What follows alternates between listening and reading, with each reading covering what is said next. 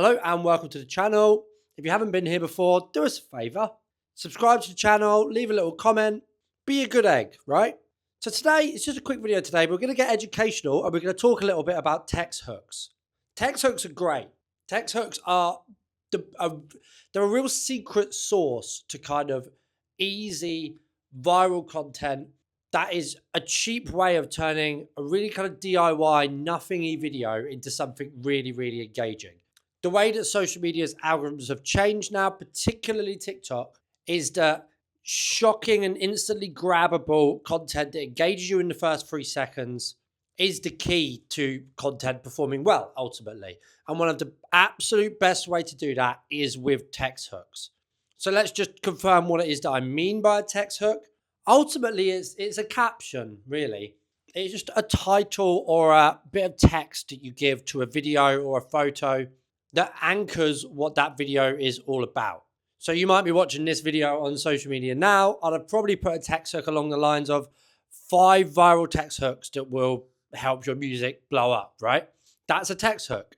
And they're really, really simple to do. They cost nothing and they are really, really powerful in terms of turning a really nothing-y piece of content into something really engaging. So here's 5 that are really, really simple and you can steal today. So number 1 is 5 artists that sound like.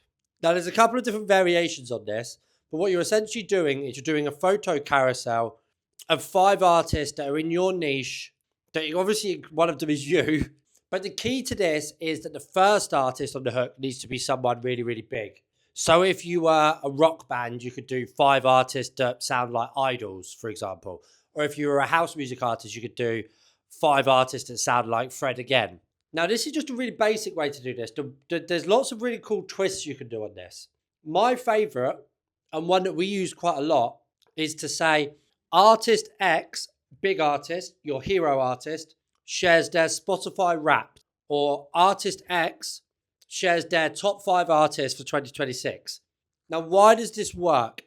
A, it has a really strong anchor of an artist that people know and that people are instantly going to stop scrolling when they see this artist. Let's use Fred again as the example, right?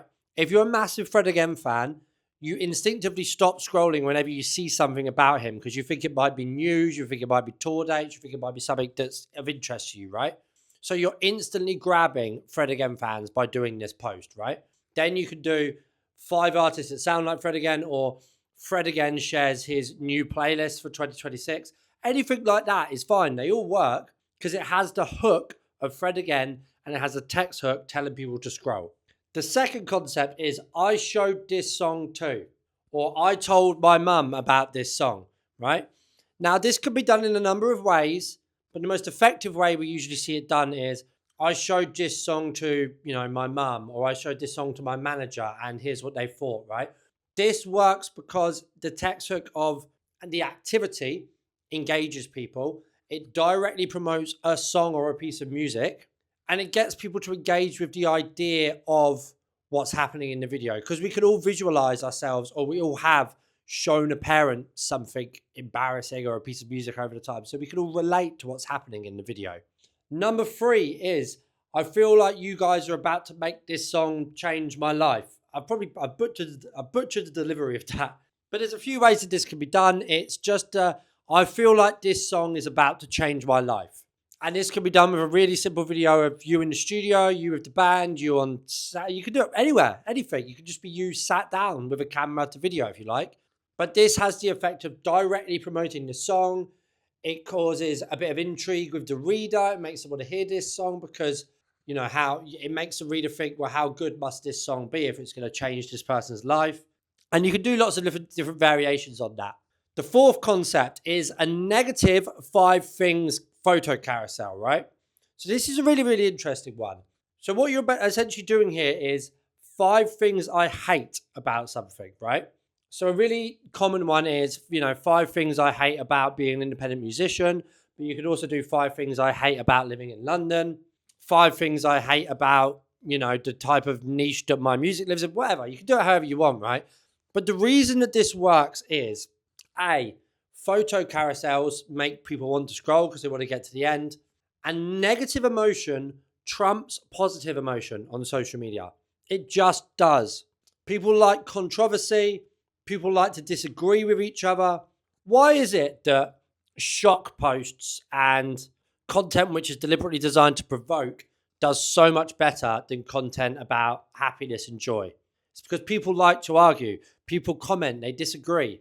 So one that we regularly do is, 5 places that I hate in London. There's 5 of the worst nightclubs in the UK, stuff like that, because it will cause conversation. People will disagree with you. But the key thing here is you're invoking engagement and you're invoking conversation on the post. And the final concept idea is trying not to something when this song drops. So this could be anything. Trying not to dance in class while this song drops. Trying not to scream in the office when this song drops. Again, just a really, really simple text hook that gets people involved with the song. It causes people to potentially unmute the video. Just causes a little bit of a reaction. And also, it's really simple. It's really, really easy post to do. So there's just 5, right? Those are all really, really simple, all really doable, but none of them cost money.